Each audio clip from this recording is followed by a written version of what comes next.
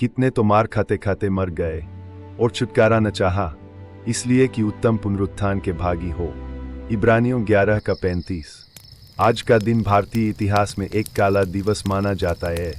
1999 में उड़ीसा के आदिवासी क्षेत्र में ऑस्ट्रेलियाई मिशनरी श्री ग्राहम स्टेन्स और उनके 2 छोने पुत्रों को जीवित जला दिया गया। यद्यपि यह घटना भारतीय भूमि पर एक कलंक थी, परंतु ये वे गेहूं के दाने थे, 2 भूमि में गिरकर अनेक गुना फल लाते हैं। प्रेरित थोमा भी चेन्नई में शहीद हुए थे और आज वही क्षेत्र भारत की सबसे मजबूत कलीसियाओं में से एक है। थॉमस ब्रुक्स ने लिखा, ईश्वरीय उपस्थिति ने शहीदों को मरने की भी वही लालसा दी जैसे किसी को भोजन की इच्छा होती है। परमेश्वर ने कलीसिया की प्रार्थना का उत्तर स्वर्गदूत भेजकर पतरस को जेल से छुड़ाने में दिया।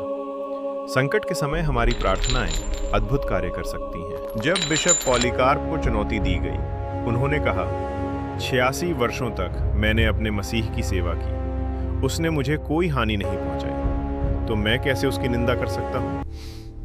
हेनरी वॉस ने कहा, यदि मेरे 2 सिर होते तो वे दोनों मसीह के लिए कट जाते। ताहिर इकबाल ने फांसी से पहले कहा, मैं फांसी का फंदा चूम लूंगा, पर अपने विश्वास से कभी इनकार नहीं करूंगा। फॉक्स की बुक ऑफ मार्टर्स इन शहीदों की गवाही से भरी है।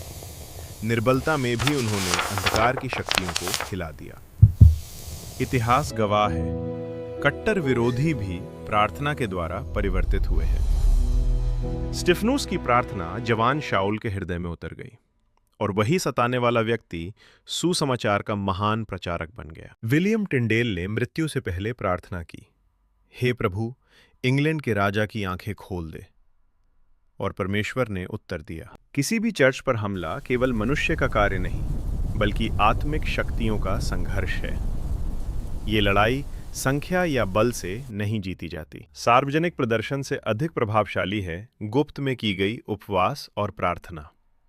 आइए प्रेरितों के काम की पुस्तक को पढ़ें और प्रार्थना की शक्ति को समझें।